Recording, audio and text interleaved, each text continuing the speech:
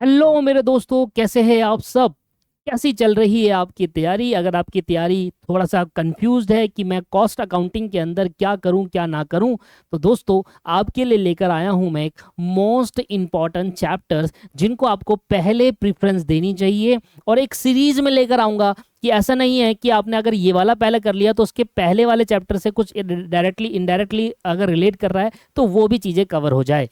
तो दोस्तों कुछ ऐसे चैप्टर जिनको आपको पहले प्रेफरेंस देनी चाहिए, पहले इनको करना चाहिए। अगर आपके पास समय कम है तो इनको पहले, अगर आपने कोर्स कंप्लीट कर लिया है तो इनको रिवीजन में भी पहली प्रेफरेंस देनी चाहिए। बाकी स्ट्रेटजी आती रहेगी। और अगर आपको फाइनेंशियल अकाउंटिंग और लॉ का ये मोस्ट इंपॉर्टेंट चैप्टर चाहिए तो उनका लिंक मैं कमेंट में या डिस्क्रिप्शन में डाल दूंगा, आप देख सकते हैं। बाकी आइए दोस्तों, सीएमए इंटर कॉस्ट अकाउंटिंग में सबसे इंपॉर्टेंट चैप्टर क्या होने वाले हैं, तो कुछ ऐसे चैप्टर जिनका आना बहुत जरूरी है, जिनका आना आना कंपलसरी है और ये हमेशा आते हैं। जैसे कि सबसे पहला आपका आ जाता है मटेरियल कॉस्ट, ठीक है। दूसरा आपका आ जाता है कॉस्ट सीट। तीसरा आपका आ जाता है ओवरहेड,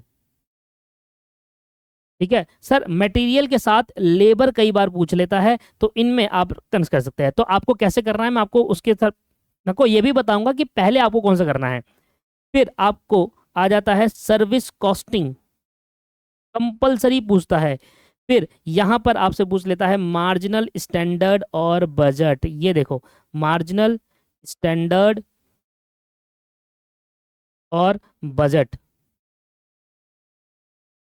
जो आपको करना चाहिए। एंड रिकंसिलेशन जरूर करके जाइए, कभी भी कहीं भी अटेम्प्ट में आ जाता है, फेवरेट क्वेश्चन है इंस्टीट्यूट का।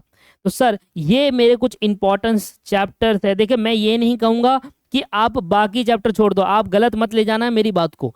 मैं कहूंगा कि अगर आपको प्रेफरेंस देनी है, रिवीजन में प्रेफरेंस देनी है या कॉन्सेप्ट में प्रेफरेंस देनी है, क्वेश्चंस में देनी है, तो पहले इनको प्रेफरेंस दो, फिर बाकी चैप्टर्स भी करो।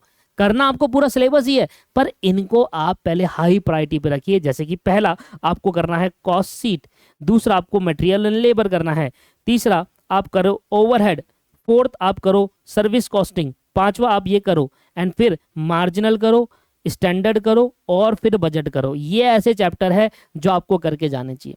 सर प्रोसेस कॉस्टिंग भी एग्जाम में आता है, जॉइंट एंड बाई प्रोडक्ट भी एग्जाम में आता है। सर ये भी एग्जाम में आते हैं, process cost, joint unit and batch costing, job costing. But इनकी जो वो आपके पास आप कह सकते हो ना इंपॉर्टेंस इनके कंपैरिजन में थोड़ी सी कम है। तो अगर आपको एक रोड मैप सा चाहिए था कि यार मैं क्या करूं, मैं थोड़ा कंफ्यूज हूं, मुझे क्या करना चाहिए, तो दोस्तों ये करके जाओ। 100% मिनिमम 60 प्लस एग्जाम्शन आपकी आएगी आएगी, 60 प्लस आराम से अचीव कर सकते हो। क्वेश्चंस की प्रैक्टिस ज़्यादा से ज़्यादा करो इन क्वेश्चन के अंदर। पहले आप मॉड्यूल को 2 से 3 बार कंप्लीट कर लो, उसके बाद जाकर पीवाईक्यू करना। बहुत सारे स्टूडेंट गलती ये करते हैं कि मॉड्यूल एक बार करने पर वो पीवाईक्यू की तरफ बढ़ने लग जाते हैं, वो एमटीबी की तरफ बढ़ने लग जाते हैं। नहीं, गलत कर रहे हो आप।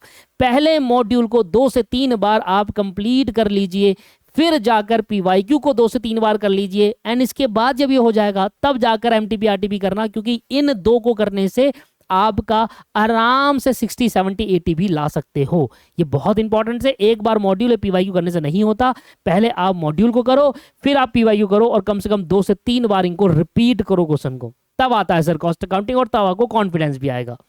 अब इसके बाद मैं क्या करूंगा, मैं अब लेकर आऊंगा आपके लिए एक बहुत बड़ी लिस्ट, मोस्ट 20 से 25 इंपॉर्टेंट क्वेश्चंस की लिस्ट, क्वेश्चन कह रहा हूं सॉरी, इंपॉर्टेंट टॉपिक्स की लिस्ट लाऊंगा। अभी तक मैं कह रहा हूं कि सर ओवरहेड चैप्टर करना, पर ओवरहेड के अंदर बहुत सारे टॉपिक्स है, कौन से पे फोकस करूं, इसकी वीडियो भी जरूर आएगी। तो अगर आप पहली बार हमारे चैनल पे है तो दीपक क्लासेस चैनल को जरूर फॉलो करें।